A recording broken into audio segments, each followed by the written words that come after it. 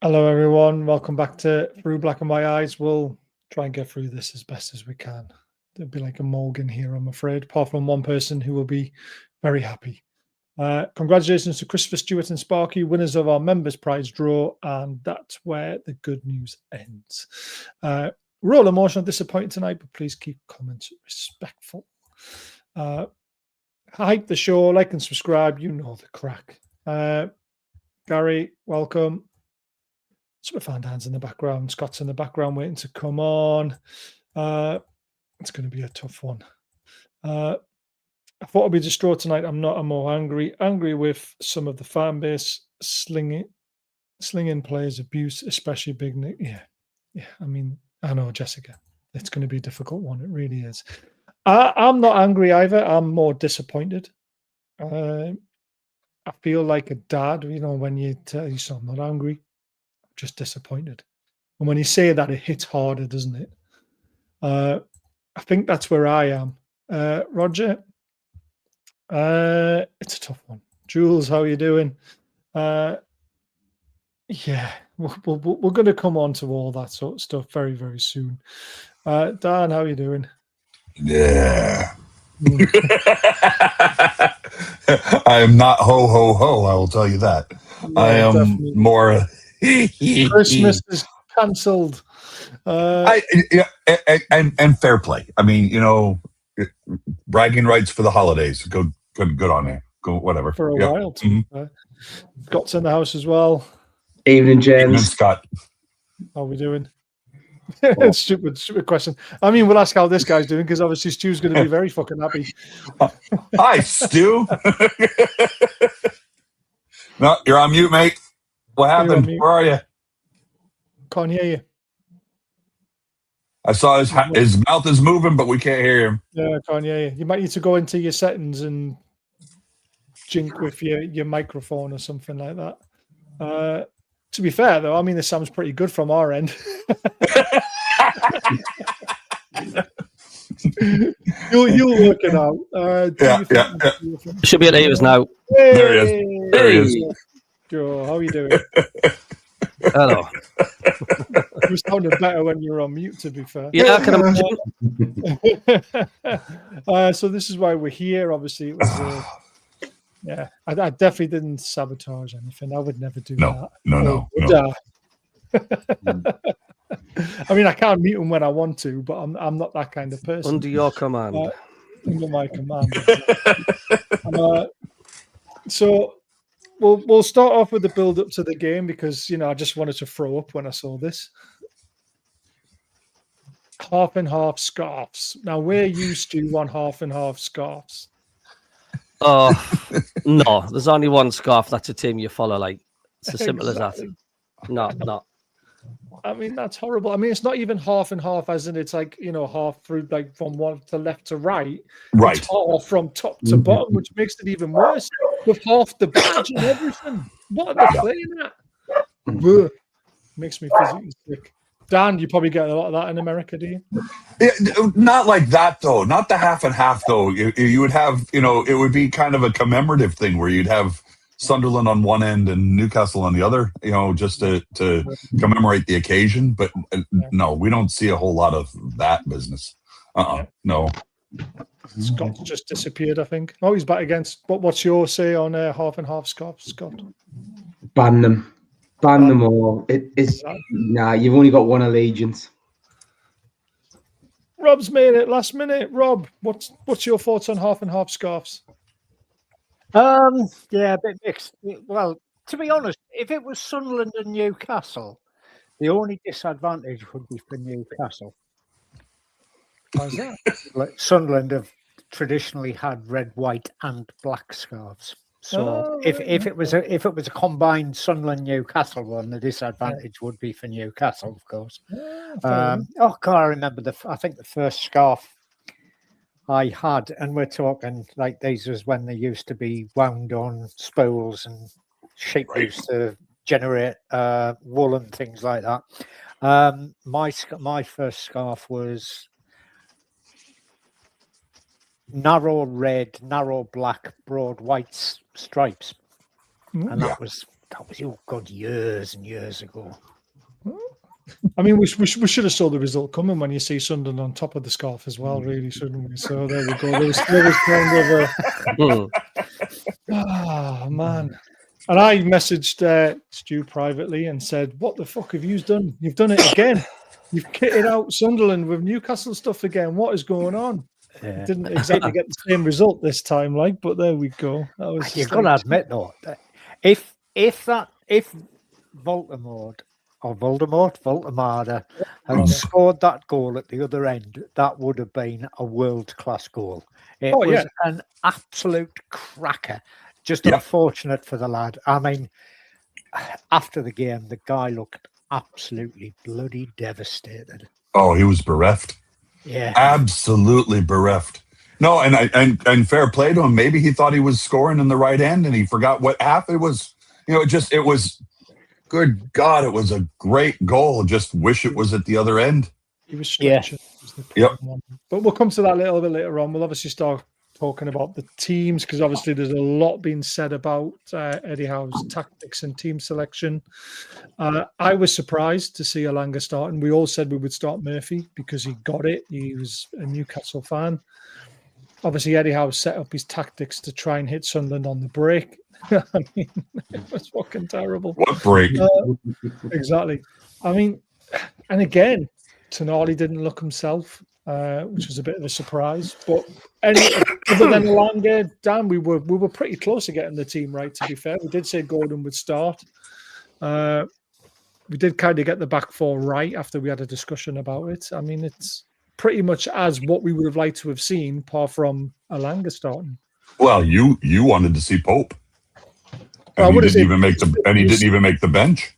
So it says that he's not fit. So all this stuff of him being potentially fit and ready for this game were a load of rubbish. Then in the mind games. Yeah.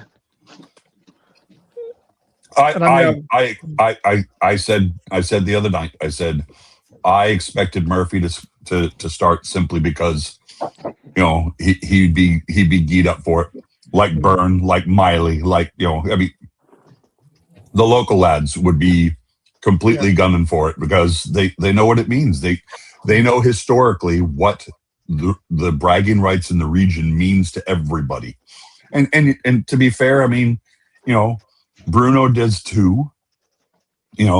Gordon does too. The guys that played in the FA Cup game in 2024, they get it. They understood it because they were there at the Stadium of Light then. But I will say that, the only thing I commented to anybody during the match was the speed of that first half was breakneck. It was everywhere. The ball didn't seem to stop anywhere. It was just end to end, end to end, end to end. But there didn't appear to be anything going on. No. It was just moving the ball about. It was like, 45 minutes of keep away. Sort of. I get what you mean. Scott, your thoughts on the starting 11? I think I said Alanga would start, and now I wished I didn't. Do you know what it is? I want it to work, but it's just not working at the minute for him. He should have gone with Murphy.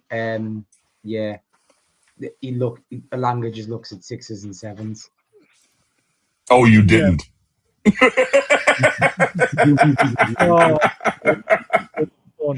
I hear too much from my kids. Stu, were you happy when you saw our lineup?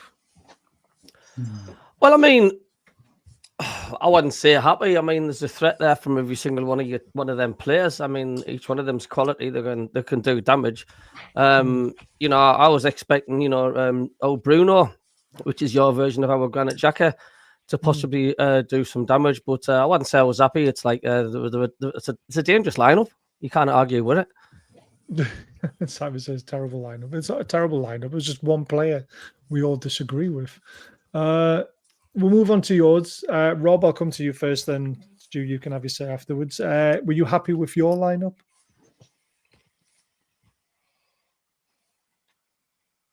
Oh, Rob, you're on mute. Sorry I've about that. There you go. Yeah, yeah. The He's keeping lineup us on was, mute, Rob. yeah, the lineup was basically as I expected. The only real question was whether it would be Talby starting or somebody else, and Brobby or Wilson Isidore up front. As it turned out, they went for Brobby, and you know, he put himself about. He's a unit and a half. I mean, even Don, who joined Cabbie and myself this afternoon, he said, "Jesus Christ, he's a monster," and he is. And he put himself about. He should possibly have been red carded for one challenge. Studs up. Yeah, we'll come to that. Studs down on an ankle. Referee didn't see it. And to be honest, another referee wasn't particularly brilliant, but he did seem to try to let the game flow. He wasn't stopping, and well, until the very end, he wasn't throwing cards about left, right, and centre. But yeah, the lineup was virtually as expected from my perspective, I think. Yeah. Stu, happy with the formation as well? Yeah, it suits us. I mean, that's why I think I give more of an open game. Certainly didn't want us to play like 5 at the back because that stifles us. Yeah. But I mean, look, there was both forward attacking lines were just getting cancelled out by good defence from both sides. The majority of that play was it was just a battle in the centre of the pitch. It was like a midfield battle. I was surprised to see how Mr. Blobby getting the starting lineup, but it is how it is. I was expecting Isidore to start, but he came on as the sub. But it was weird. It was just that type of game. As Dan says before, there was a lot of the ball was fleeing around a bit, but it just weren't. It was like, what's happening? It was fast. It was frantic, but what's happening? Yeah, I mean, the first half, we will look at it, the 45 minutes, there was literally no shots on target. Well, that's how poor the actual game was. And we had probably the best chance of the match, but we completely fluffed it. We sat back, waited for a counter-attack, and we got one down the right-hand side when Alanga got the ball to Voltemeda. And if he just first time whacked it across the goal, I mean, we're talking like a 40-yard pass, but Gordon was all on his own. Yeah. And I was thinking, this is the chance, just get it to Gordon. And he waited and he tried to play Alanga in, and it took a deflection and went back to the keeper. I mean, Dan, that was literally our whole tactics in that 45 minutes was for that one moment, and we fluffed it. And we fluffed it. Yep. I was yelling at the screen, just sitting there going, Gordon's open. And he took two touches too much and lost possession. For me, it was the story of the half. We had lots of ball movement, but nobody really, I don't think we had that much in the first half at all. I thought that was our only real big, opportunity. No. What I was saying was it wasn't like hot potato or anything where nobody wanted the ball. Not like that. I just thought, I was saying to, my aunt in North Dakota, who's new to watching football in general, I was just saying the pace is really fast. I mean, the ball was moving about quite a bit, but it wasn't going anywhere. But like you said, we had that one chance, and we dallied on it and lost possession. We gave up possession, and I can imagine Gordon must have been absolutely just pissed off. I mean, he was. But I didn't see him. He wasn't throwing his hands up. He wasn't pointing at anybody. To his credit, he wasn't just sitting there going, "Yeah." He did have a good 30 seconds to Voltemada after they got near each other, and he said, "Come on, mate. I was in. Why didn't you square it?" And Jules makes a great point here. Scott, Gordon and Alanga were far too deep, but that's credit to Sunderland because they were aggressive in their press. They were at it constantly. In the first 25 minutes, we were forced to defend, and that literally led Voltemada is a statue by himself up front. They seem to took a little bit of our blueprint from years ago where they shithoused their way to a win, and they're doing it really well this season. Why we aren't doing that anymore is beyond me. we're too nice away from home. We're just playing too nice. Yeah, we went on for one moment and we fluffed it. Well, there's a reason why we're not playing that style anymore. Is because we got all our injuries playing high intensity in football. That was the thing, and we're trying to get a balance that we haven't quite got yet. It's due credit to you guys in the first 25 minutes. Like I said, you were on it, absolutely on it. Tackles were flying in. You were first to every first ball, first to every second ball. It was a very hard watch for us, but you must have been pleased about how you were going about your business. Yeah, I mean, because there's been a couple of times, I think it was against Everton and Bournemouth, where we started the first 20 minutes and our heads were still in the changing rooms. But it was clearly where we were fired up. I mean, how could you not be fired up? You know, you get the same with St James as part of the reverse fixture, you know, with the crowd behind you like that and the atmosphere. It was a lot of intensity. It was a lot of fast flowing play from us. We were getting stuck in. Early yellow card for us, which was like, oh, here we go again. But like I say, there wasn't anything happening. There wasn't any end product.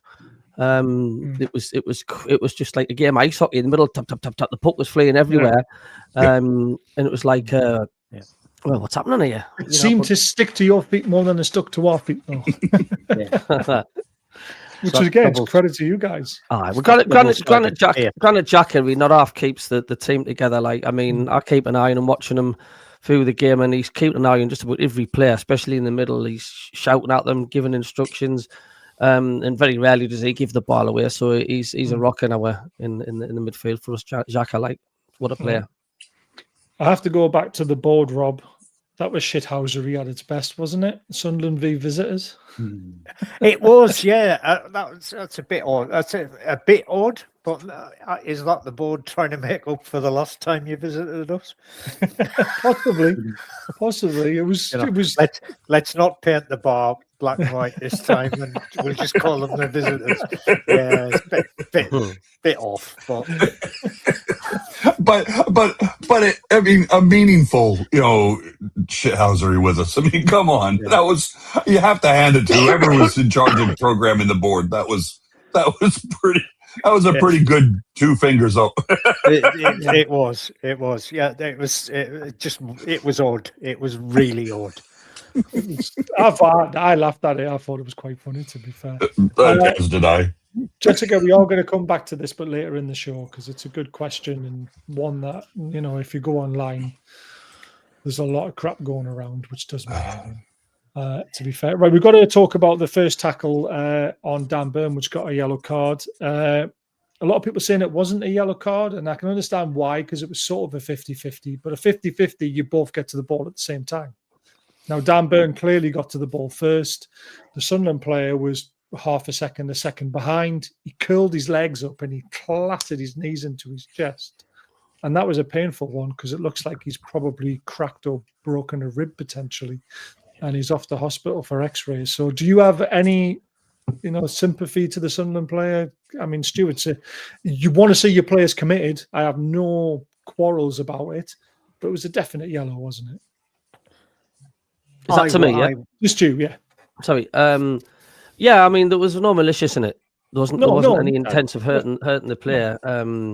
It was just a case of Dan Burn, just like say, got there first, but now it's like 2 freight trains colliding together, isn't it? That's like one of them was going to come out slightly worse, and it was just unlucky with Dan Burn because the fact just the angle his body was and the way he was positioned. And let's face it, your 2 knees, if your legs are folded and your knees are battled, it's like two tungsten baseball bats coming at you, and it's such a solid part of your body to hit. I was surprised they let him back on, because he went on the sidelines. Good. And I said straight away, I said, like, he's struggling to get his breath here, because if you break your ribs or crack your ribs every time you breathe, you're disturbing them. And he came back on and he clearly wasn't happy. So it's just one of those, you know, 50-50 tackles. Well, maybe it's 50-40, 60-40, whatever. Yeah. But one day you're going to come out the best. Sometimes you're not. You're going to come out the worst. Yeah. I think the one thing for me, Rob, when I look at it again, is that he did tuck his legs up. Had he kept his legs straight like he was going for the ball, you wouldn't have had that collision. You wouldn't have had that force going in where it went. And but he would have got a red card for that, because it would have been stuck up. True. it would have been a studs up challenge. He tried to pull out of it. Unfortunately, he clattered Burn with his knees. And in that not, weather, you're never pulling out of a challenge, are you, when you've gone down? No. And they're not little guys. No. You know, they are solid, you know, as we see up north, built like brick outhouses. Yeah. And you know, and the speed that they came together, you know, I think it was inevitable that one of them was going to come off worst. And I don't think, as Cabbie has said, there was no intent to cause injury there. It was accidental. But, you know, yellow card is probably sensible for it. If he'd gone in with his feet, he would have been off. Yeah. Fair shout that, Dan. Any disagreements or any other? No. I see Roger in the comments says it should have been a red. I don't think it could have been red, like Rob said. If it had been a straight leg, it would have been studs up, and then that would have been. So I think the Sunderland player definitely curled up in order to try and pull out of it, because they were coming together at speed.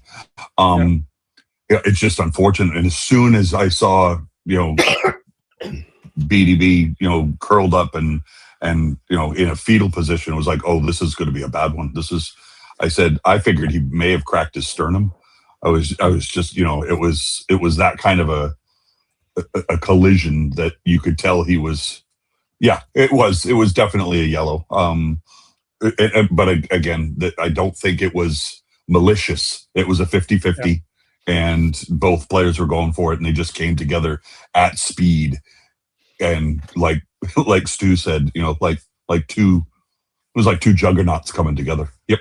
Yeah, absolutely agree. Scott, any different view on it? No, it was 50-50. To be fair, I didn't even think it was a yellow.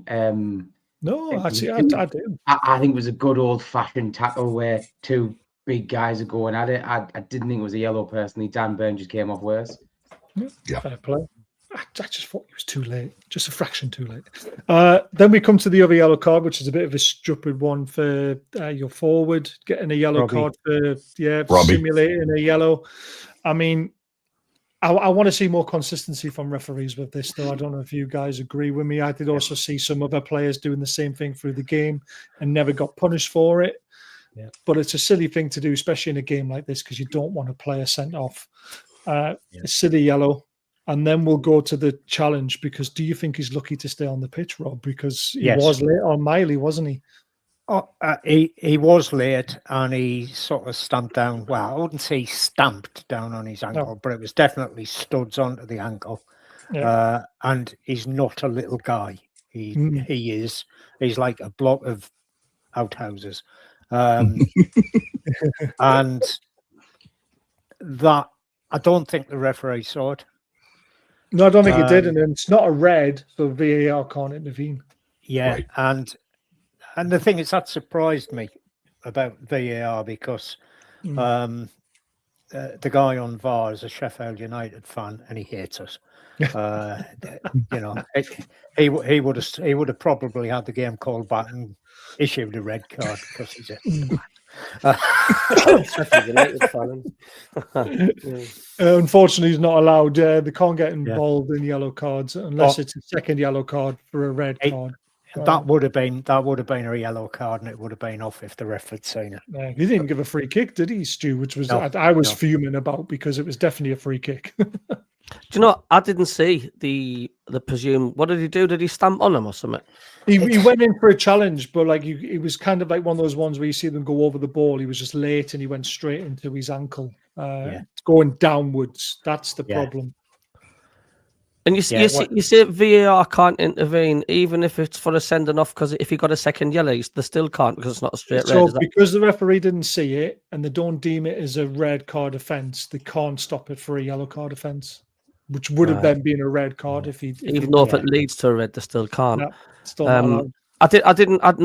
I didn't see it. I'm obviously being eyes on something else, but I've yet to read up on it, whether people are saying it was a straight red or not. I'll have to look at the highlights and judge for myself, but I've not seen it. It could have been. I think had the ref seen it, and the guy hadn't been on a yellow, it might have been a straight red. It wasn't an ankle breaker, but it was certainly a bloody painful challenge. Silly one to make again. Late. So yeah. I wish I had a still pictures don't do it justice. You need to watch it as well because of the timing of when he did it and you know everything that goes on in the game. But Dan, I was actually forming because I thought, Jesus, we get these guys down to 10 minutes. You know, we've got a chance. Yep, agreed. Yep, it was like you said, it was a fraction too late. You know, it was like you said, you're going for the ball, but you miss it, and therefore you plant your foot, and it just happened to be planted on Miley's ankle. And you would think, you see one of those and you see Miley pull up and go, you would think, all right, that warrants a look or at least an examination or something like that. But Unfortunately, I mean, I've seen red cards given for challenges like that. I don't think it was a red. I definitely thought it was a yellow and a free kick, which would have resulted in a red. But like we say, they can't intervene. You win some, you lose some, Baz. Exactly. You do. You do. It happens. I mean, none of the players really complained that much either, though, which was a bit of a surprise to me. They did kind of wanted. I mean, because it was about 5 players around the challenge at the time, which is why the referee didn't see it. So it made it difficult to understand how bad the foul was or how bad it wasn't.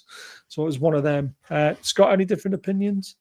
No, no. I mean, he could have walked, but I think it was nice to see 11v11 and everybody still on the field. Nobody wants to see red cards. No excuses then, is there? Nah, no excuses. Nah. Yeah. Obviously, we're going to half time. It's 0-0. I'm just thinking, God, this is absolutely terrible. You know, it wasn't a game. If you were a neutral, you're turning that game off. But because we're obviously fans of the, it's an old-fashioned battle. So Baz, my question to you at halftime was, I wrote it down so I could bring it up. Yeah. All right. So halftime, what changes would you have made at halftime? Would you have made changes at halftime? Yeah, I would have took Alanga straight off. Okay. Just that one. And I possibly, if J7 was fit enough, I would have brung him on as well, because I think we were missing that steal in the midfield. Would you have taken Tonali off? Would you taken Miley off? Well, there's something not right with Tonali, is there? I don't know if he's ill or he's carrying an injury. So he almost looked pleased to come off when he was subbed off, which concerned me. Yeah. I probably would have took him off, to be fair, because I think there's something wrong there. So my 2 changes would have been Alanga for Murphy and J7 for Tonali. But I don't know if J7's fit enough. This is the other thing, because he never even got a look in this game. And this is the game where you want a J7, because you need him to have that physical presence. He would have been able to handle and protect, the likes of Bruno and Miley, who were getting trotted on a little bit, and he would have stood up to them. So that's a bit of the frustration. The other thing is, was the tactics. The tactics were all wrong from us. We were sitting back, waiting for a counter-attacking opportunity. Yes, Sunderland didn't create anything, but the noise levels, the way they were winning the 50-50s and the second balls, you could see all the momentum was going their way. The problem I had with our tactics was it was the same tactics. No, it was the same tactics we've been playing now for 2-3 seasons, except like Scott pointed out earlier, we were missing the intensity. It was we'll do the high press, we'll do that, but we're not gonna go studs in. We're not gonna be committed about it. We're just gonna move about the pitch. That's what I was saying in the first half. The ball was pinging everywhere, but it didn't seem to have. It was ineffective because it wasn't going anywhere. Yeah. And Voltemeda was left alone too much. He couldn't control the ball. When he did, there was nobody there to pick up the second balls off them. That was the frustrating thing. I was very upset for him because I thought he was isolated for so much of the match.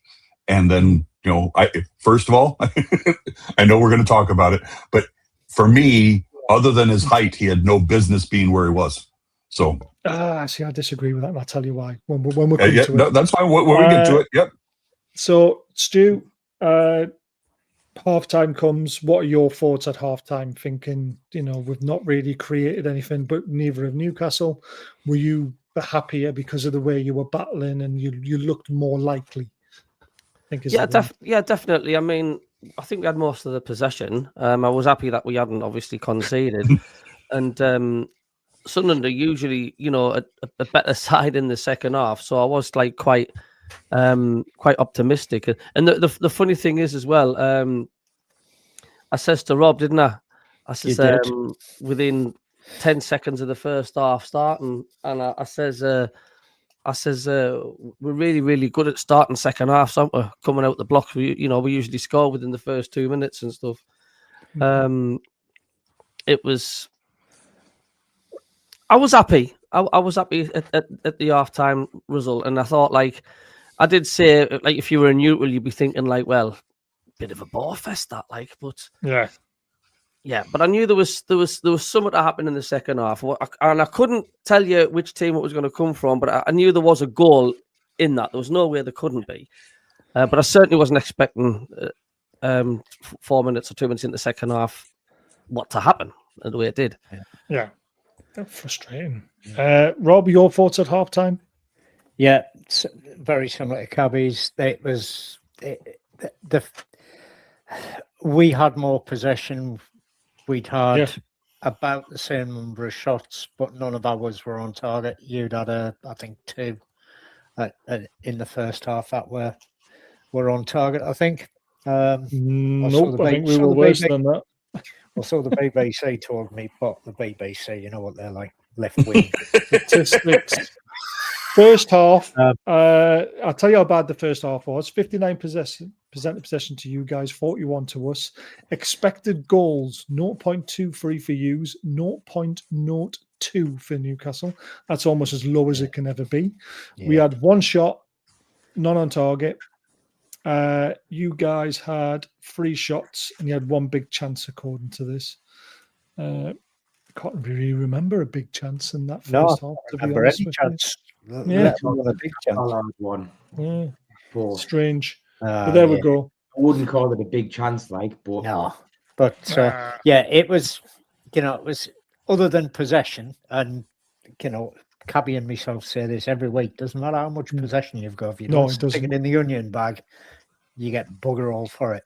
Agreed. And it was a case of, we'd had more possession, but that was about it. Yeah. So we start the second half, and this is why Voldemort was in the right position, Dan, because it comes from a long throw-in to start with. I know. Where Voldemort is told, because Big Dan Burn wasn't on the pitch, we need the height there at the front post. It gets cleared. Now, should Voldemort have gotten out of there faster? Possibly.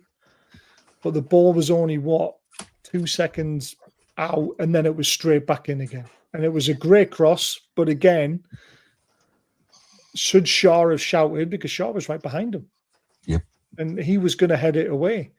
And then Voldemort is stretching the wrong way. And like I said, it's a great header if you're actually hitting it in the right area. Keeper has no chance. And the ball's in the back of the net, and we hadn't even really settled down into the second half yet. It was that quick. Very frustrating. That's what Cabbie was saying, though. He said right on kickoff of the second half is we're normally quite good in the second half, and we normally do something very quickly. And 2 minutes later, I'm listening to it on the radio. Cabbie and Don were both watching it, and I'd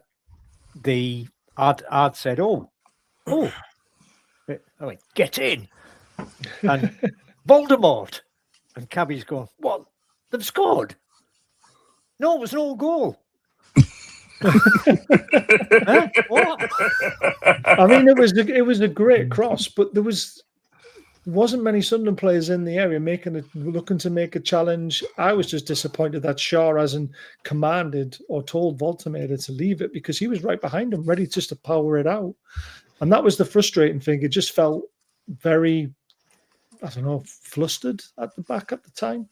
which is a problem we've had in the last 10 minutes, not in the first 30 seconds of the second half. Scott, it was just disappointing, wasn't it? It was, yet again, the defence. We just capitulate away from home. We need to sort the mentality out away from home. There's something not right. And I feel for Mort. I mean, he was distraught. I mean, he's distraught. We really need to get behind him Wednesday night. Yeah, if that's if he starts. It's not his fault. There's more senior people on that pitch that should be stepping up. Definitely not be. I mean, it was the only way this game was going to be won, though, wasn't it? The way it was going in the first half, Stu. Because I mean, let's face it, it wasn't a classic, and the classics, or not so classic games, always end up with an own goal or a scrappy goal, don't they?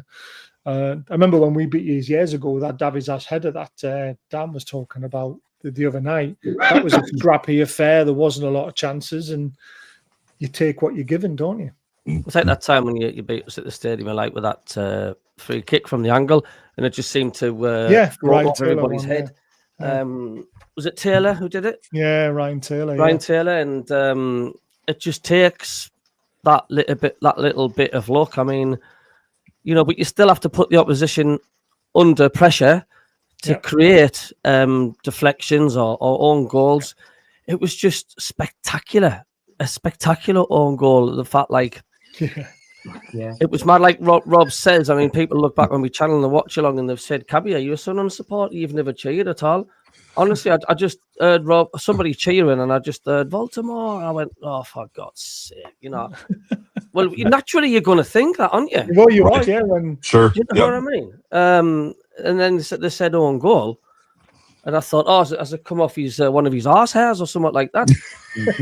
And then when I seen the match and catch up, I thought, like, I was gobsmacked. I thought, like, the quality of that header. Yep. Yeah, you know, it was a corker. It was an absolute corker. The power behind it, the way it came off the underside of that crossbar, you're just sitting there going, Christ almighty. I wish it would have been at the other end, because it was, like you said, it was absolutely gorgeous. There could have been a line of keepers along that, and there's not one of them going to save that. No, it was just perfectly placed, unfortunately. My heart sank when that went in, because I just thought the way the game was going, it was only going to ever be one goal that wins it in my eyes. I couldn't see us coming back. I mean, we huffed and puffed. I mean, when he made the changes and he took Tonali off and Gordon off, after Gordon made a great run down the left-hand side and got the player in the boot, I'm thinking, don't take him off now. Just give him a chance to keep running at him. But it's exactly what I said. Yep. That was frustrating, but he already made the decision. He was taking him off. I mean, he could have cancelled it, to be fair. We seemed to get more into the game when we dropped Bruno deeper. He got on the ball a lot more. He was trying to create things. There was a little through ball to Murphy that didn't quite, there was a bit too much power on it. That was a bit unlucky. He had a shot, but let's face it, when Bruno shoots at the edge of the box, no one gets excited, because he's just got no power in his legs when he's striking a ball, unfortunately. But Scott, I mean, were you surprised at the substitutions, or were you happy? I mean, he made them early. He made all them early. He gave us 15 minutes as well.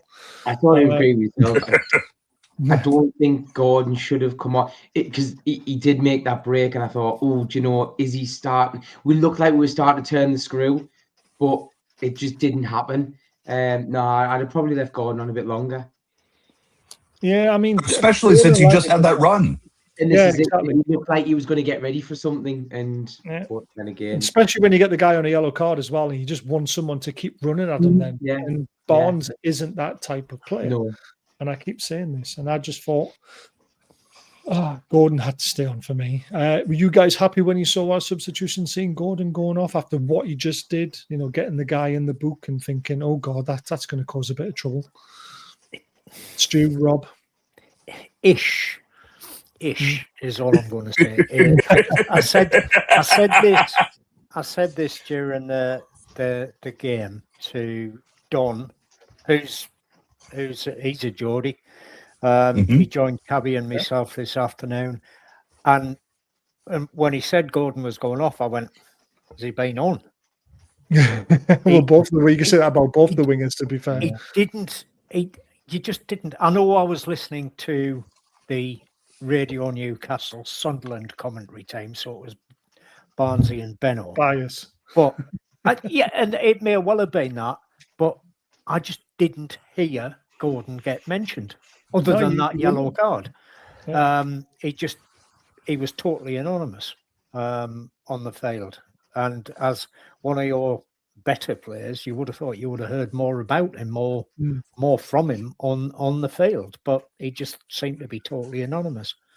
Yeah, I mean, in the first half, he put in one run, which he got a crossover, but it was too deep. The second time, he ran it out of play, and that was about all we saw of Gordon in the first half. Yep. And then we should have seen a lot more if we got that ball to him. But then Alanga, on the other hand, saw the ball quite a lot and did nothing with it, other than one good little play in the first half. But obviously, the pass was too strong from Waltermader. But when Gordon makes a run like that and gets a man in the book, he knows he's got his number. And that's when Gordon becomes more of a threat, because I'm going to keep running at you and you're going to make a mistake, because you have to stay on your feet now. So that's my thinking around it. I would have given him another 10, 15 minutes to see how it played out. But he decided to make the changes. I mean, Wissanelli got on the end of a deflected cross. He was so close to getting his foot on that ball, but the keeper read it well. Isidore nearly got a decent shot off, didn't he, with that chest control and the volley. I thought that was a great effort. Don't think he's beating the goalkeeper from that angle, but he does the right thing. He gets it on target, and then he gets a corner out of it, which, again, I thought you guys were a threat from all the way through the game, even in the second half. Launching those throw-ins in, getting the corners, you just look dangerous all the time. So, again, I've got no complaints on the result, because for the first 25 minutes of the first half, we were nowhere near it. We started to come into a little bit more. In the second half, when you went 1-0 up, you picked your moments to try and attack us, and you soaked up the pressure, and you didn't let us get down the sides. You didn't let us go through the middle. It was what reminded of what Scott said, what we were like a couple of years ago. When we were 1-0 up, we wouldn't let anyone past us. And that's what it felt like today. You smothered us out of the game, basically, and you won it fair and square. It's high time we lost the most points from winning positions and won the least from losing positions. Not a good stat for a manager. Eddie out. No. This is an Eddie out. Eddie out comment. Oh, it's just Man City. It's the same thing for them. They've won no points from losing positions either. They're in the same boat as us. 2 obsessed with 4-3-3 and 5-4-1, but the formation changes all the time, though, in the game. We actually go to a 3-4-3 as well.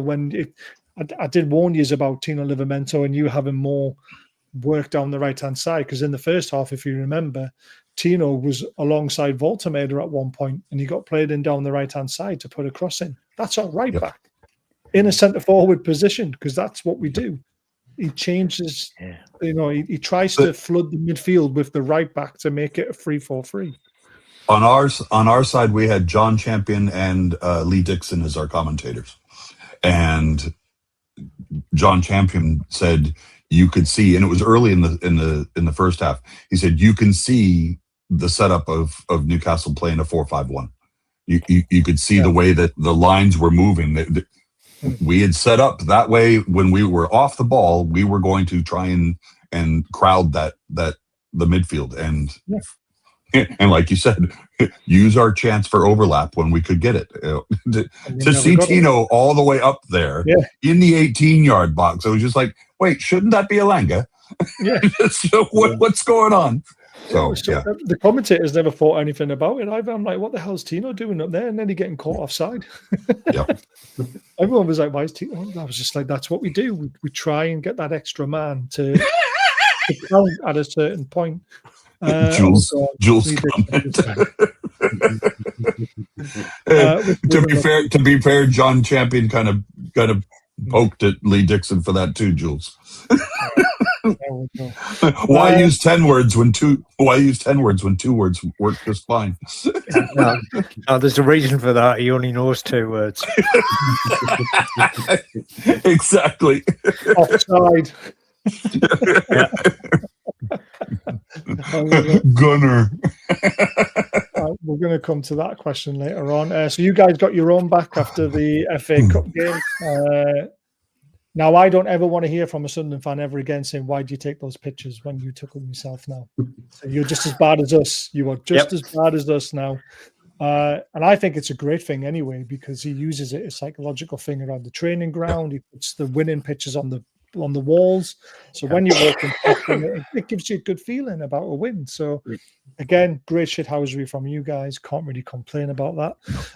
And it started boiling over in the streets now as well. So someone's going to wake up with that with a sore head tomorrow morning, going to work in their white van and seeing that all over it. So fair play. You know, I've just noticed, and I'm slow here at the fact, like that actual. I think you guys mentioned. I thought you went about the dressing rooms and stuff, but the actual scoreboard at the Stadium of Light just had visitors for Newcastle. Yep. I need to wake up. That's honest to God. Where have you been, Stu? Oh, I thought you were about the. Jules pointed it out earlier. It looked like Cabbie is multitasking. Multitasking. I think he's adding up tips or something. My phone was going flat, so you had to go and get a charger for it. I love it. So these were the overall stats at the end of the game. We did have more possession in the end because of the second half when we were trying to push on to you. But 6 shots, 2 on target, tells the story from us. 5 shots from you guys, 1 on target for you guys, and it wasn't even the goal. And that just tells the story of the game, doesn't it? It was. Yeah. It was an even game. It was an even game. I mean, you take the goal out of it, no one really deserved to win that game, did they? On the balances of chances, but on the balance of the way you guys were more aggressive, that's why you deserve to win that game, because you were putting more balls into the box, dangerous balls. You were testing us more than we were testing you. So, like I said, no complaints from my side at all. Simon said in the comments earlier, 0-0 would have been fair. Yeah, it's just unfortunate. We edged it for you. All the abuse for Ramsey today is the fact that Ramsey wasn't even involved and he hasn't been involved for the last few games. It's like, why have we spent 55 million? 40. No, it was 40 million on a player who doesn't seem to be getting a game. And I don't understand what's going on with most of our players at the moment, to be honest with you. I honestly don't know. Eddie Howe, after the defeat, that will sting for a long time. We know our performance was off what we needed it to be. Just defensively, we defended well. It was a game of few chances. Unfortunately, one big moment goes against us. It was a bizarre moment, but we weren't good enough to open them up. I'm disappointed for the supporters and sorry for our performance. For a lack of goal-mouth action and clinical attacking, it certainly wasn't a lack of effort. Now, a lot of people are really complaining about this, Dan, saying it wasn't a lack of effort and saying that there was no effort there. But of course there was effort there. It was 0-0 for a very long time. Yep. You can see the players were trying. They just, for whatever reason, we couldn't break it down. Yeah, we just weren't good enough. Yep. No, and I mean, and you've heard managers say, we were second in every department. We were late to second balls. I wouldn't even say that.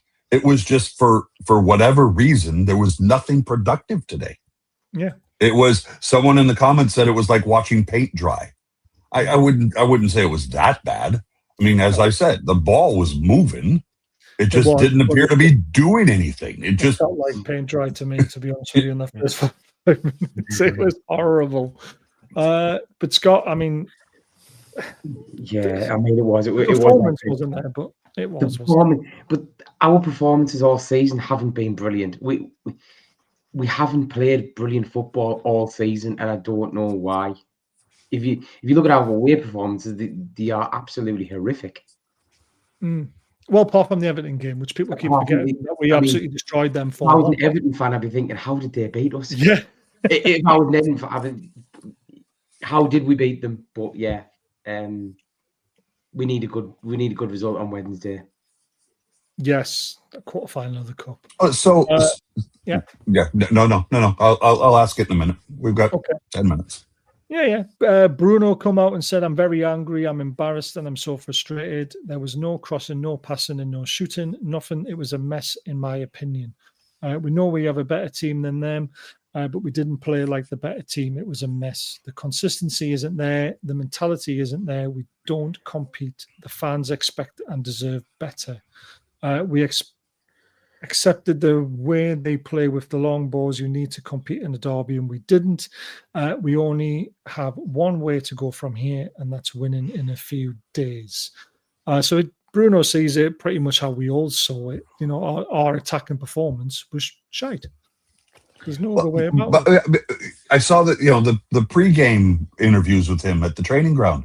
You know, he's like, are you, you know, does this kind of an occasion, you know, bring out the best in Bruno? And he says, oh yeah, well, I that's not what I saw.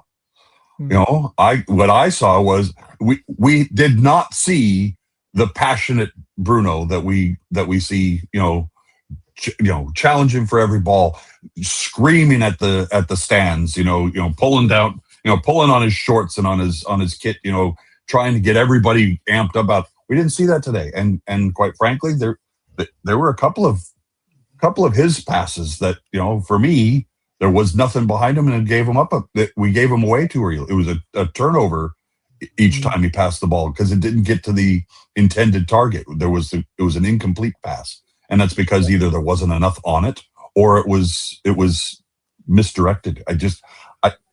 He did not have a good game for me today, Bruno. I didn't think he was good.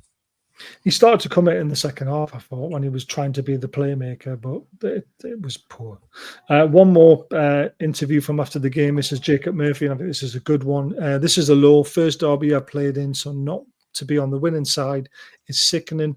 As a Newcastle fan, I want to be winning these games and experiencing a win. We need to bottle up the disappointment and use it. Everyone's been coming out in different interviews saying things, but we need more belief in ourselves, trust the process more. It's there. When everyone's firing, we're deadly. We need to find that quickly. And then on Nick, he'll be gutted. Nobody wants to score an own goal. He's been magnificent since he signed. Really good lad. We'll be around him. He needs to keep his head up. I like that, Scott, from Murphy. 100%, yeah. The lads just need to put their arm around him. Eddie needs to put their arm around him. And the fans on Wednesday night need to make sure that he knows we are still behind this kid. And he was a kid. He's going to make, he's like, I mean, it was a fantastic header, fucking wrong there, unfortunately. He will be good. He will come good. I do want to see Wissa and Romada together and see that. I thought he might have tried it today. I thought he might have as well, but he didn't. He didn't, and I think Eddie bottled that a little bit today. But like, I mean, this season's transitional for me from top to bottom, not just on the field, off the field as well. Yeah, I agree with that. Yeah. The one thing I will say about Eddie Howe as well, and that a lot of people are thinking, well, why hasn't he said this? Said that Eddie Howe will never ever out a player or a performance in public. He will say what he has to the players and behind closed doors, and that is how a manager should act. Not like Arnie Lost, who outed Salah, and look at how much that cost the club nearly. So there we go. I'll come back to you guys, Stu and Rob. That's 10 unbeaten in the Premier League now against Newcastle. I mean, you really are our bogey team, and it has to be a fucking derby team, doesn't it? Makes a change. It makes a change. It does, to be fair. Because we, I mean, I've been going to see Sunderland for over 50 years. My first game was probably the first home game of the season in 1967. And the number of times we've got beat off Newcastle. And we just never got a break against them. So getting 10 league, not cup games, 10 league games where you haven't beaten us it's well deserved. Because I put up with a load of crap when I was young. It swings and roundabouts, doesn't it? It swings and roundabouts. It is. We're level now, though, aren't we? 10 and 10. Yes. Yeah. 54 in total for wins as well for each side. Yeah. Stu, your thoughts on 10 unbeaten? It's nuts, isn't it? How things can turn around. I mean, some of the fans, including myself, saying it's like 7.5 in a row. Do you know what I mean? Because of that draw beforehand after the 7. But look, it just makes it sweet because of the fact where we've been. You know what I mean? We were playing like Fleetwood, and you know, it wasn't long we were getting thumped 5-1 off Rotherham in the Division 1 days, and then like to be like flash of the pan, we're back here. Look, it's just weird, isn't it? Sometimes you get this mental block when you're playing this team, and I think that's what Newcastle's got in the minute. They've got like this mental block when they're playing Sunderland at the minute, as if to say like they beat before a ball's kicked. We've got our fair share of bogey teams like that, where you know it's like it doesn't matter what you seem to do, it just you always seems to go against the run of the mill. Yeah, Bournemouth as well. There's another one for us. yeah, we've all got that, you know, and all it takes is that little bit of lady luck to swing it back again. But as Rob says, I've been on watching the receiving end, and we've had our arses whipped. Do you know what I'm saying? I mean, I had to watch the Nolan doing the funky chicken, this and that and the other, and we've been through it without a doubt. And let's not forget, I mean, we've lived in the shadow of Newcastle for so many years now. You know, seeing you getting took over, money getting poured into the club while we were in the doldrums of League One. So you mentioned Rotherham, and I can't stop thinking about that video where the two Mackem birds are outside Sunderland saying, well, we would win every week if we were playing Rotherham. Yeah. And that was when we got relegated and we were winning and there's no storming the championship. That just made me laugh. That sorry. It's always there, that one. It's always in the back of my mind, that one. So funny. Obviously this I didn't save the league table, unfortunately, but we haven't moved. You've obviously moved. We're still 12th. Yeah, so this was a welcome win for you guys because, I mean, you're not going to get relegated, let's face it, but you jumped up to 7th. Same amount of points as Palace in 5th, just goal difference separating you. I mean, you've got to keep thinking, just get to that 40-point mark to start with and then keep going from it. I mean, we're far from safe. I mean, a lot of people. You are now. You are. You're 14 points. 14 points, and you're safe. You know, as I say, like Forest are turning things around. Leeds are not lying down. They're sticking points up, but it's comfortable. 13 points ahead of West Ham. Yeah, I know. But we know we've got the AFCON coming up, and we've got players missing. I mean, if we're going through a bad string of results, and you know they could claw 12 points back just like that. It can change on the turn of a sixpence, football and league tables. It can, but I don't think a club's ever been relegated for after 16 games with 26 points though. No, Hull tried hard. Yeah, they tried hard. They finished 17th. And they were in a slightly better position than us. They had 27 points, I think. Right. And I think they finished on 34 points, 35 points in 17th place. But you know, I don't think for 1 minute we're going to end up in a relegation battle. But until we get to that 40 points or 38 points or something like that, it's always in the back of your mind, isn't it? Then we can start thinking of, hang on, what can we do this season?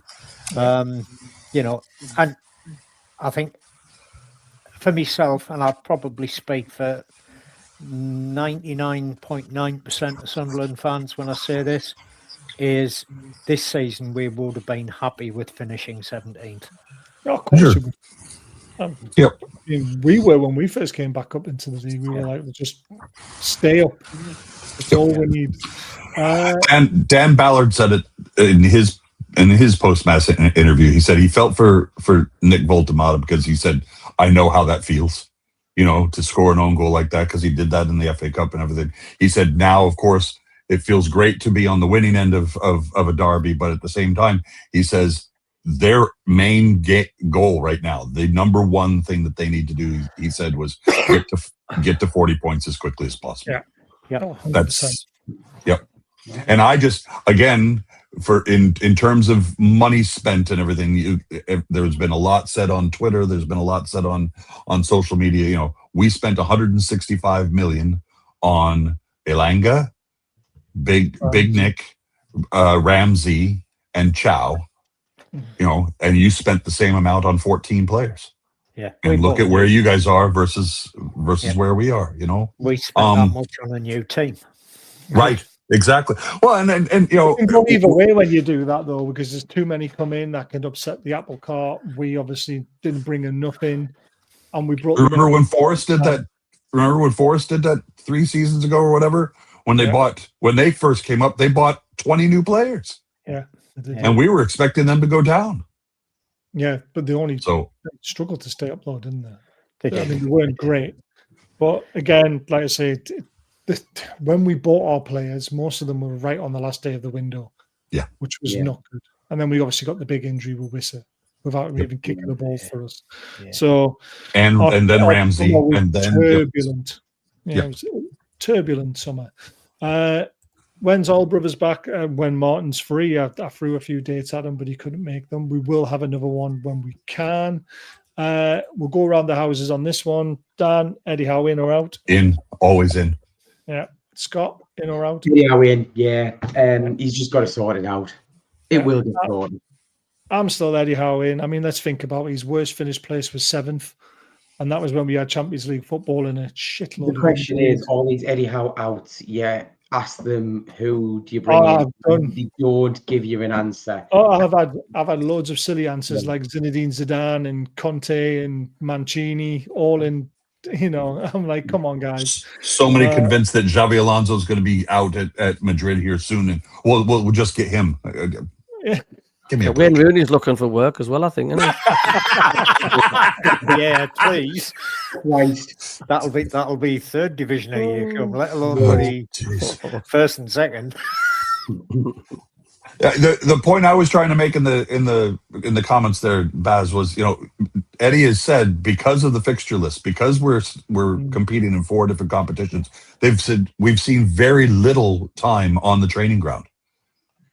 Which means with Vissa being out injured for as long as he was, now that we've got him back in the stable, they haven't had any chance to get out on the training pitch and train with the 2 of them as a tandem. You kept saying, you've been saying now for months, we should move to a 4-2-3-1, move Valtamata back into the CAM role, and put Vissa up front. Well, we haven't had a chance to look at that yet, unless we're willing to do it in a match.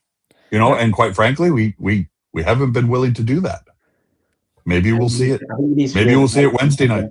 Wednesday night would be a good time to do it in the cup. But again, we're in a quarterfinal. Do we really want to be mucking around when we got a chance against Fulham, who didn't have a bad game yesterday, and they played all right against us, and they took a last-minute winner. So in the league, and debate us as well. Yeah, there you go. Fulham aren't too bad of a team, to be fair. But fully enjoyed the show, guys. Thank you so much for coming on, as always. I believe, Stu, you want me tomorrow night for your channel. Is that right? Anyone's welcome. Any of you guys can come on if you want to. But yeah, doing the show 8 o'clock. 8 o'clock. Tomorrow start. It seems like a decent start. So, yeah. So anyone's welcome, like I say. Shout it out. Where do they find you? Just the Mackem Cabbie YouTube channel. Just have a look, and you can follow it all on there. Awesome. And I'll be there tomorrow night to, again, go through the painful 90 minutes and probably get ridiculed a little bit more. Fantastic. Love it. We'll be back. Dan will be back actually on Tuesday night, Fans Forum. I'll be on. There's quite a list of people coming on for that one. Friday night, we'll be doing the look ahead for the Chelsea game. Yep. And then next year, hopefully all of us will be doing a show once a week. Fingers crossed. We're going to have to think of a name, aren't we, Baz? I threw a few good ones at you. You have, yeah. Very quickly. Let's see if anybody agrees or disagrees. The Northeast Natter, Geordies and Mackems Unite. Black Cats versus Magpies Banter. Mackem Cabbie meets Magpie Madness. Geordie versus Mackem Banter Bus. So they're the ones I threw at him. So it's up to everyone to come up with a name and decide which one's the best one. But I think it'll be a good. I've had silly ones as well, like horses versus seagulls. And all that. I knew that was coming. Exactly. We'd just get a load of people on the chat coming from our RSPCA, wouldn't we? Yeah. Yeah, it's a funny one, but I don't think it's going to fly very well. No, we want it to be a especially the seagull. You do want it to be a sensible-ish show. With this lot, are you kidding me? I know. Well, we are planning on a Monday night now. We used to years ago do a Monday night show, which was all about banter because Mondays are shit. Everyone goes to work on a Monday and they want to come home and put something on where they can have a laugh. That's where we come in. So we're going to do it on a Monday night. We just need a name, and then we'll start it next year for you. Northeast banter. I mean, if we could get a Borough fan on as well. I mean, but yeah, they're fairly rare. Yeah, I know. That's what I was thinking. You can hardly see them as well in the smog, can't you? So, right. Anyway, thank you very much for coming, guys. We'll see you tomorrow night. Lads. You guys, we'll see you on Tuesday night. And yeah, shit show, won it. Laters, guys.